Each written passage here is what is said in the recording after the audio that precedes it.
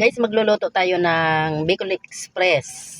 Andyan, meron ng luya, sibuyas, bawang. Sinabay ko na sa pagpalambot sa karning baboy.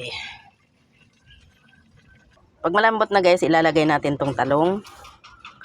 Tapos, kasi wala man tayong ano dito, kalubian, ayan, bumili na lang tayo ng kukumamap.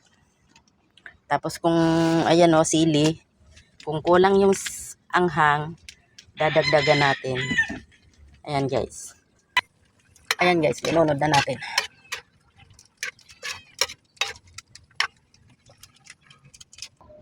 Linagyan pala natin guys ng pamintang durog. Kunti lang kasi yung sili, maanghang na yan. Baka lalong umanghang pag dinamihan ng paminta.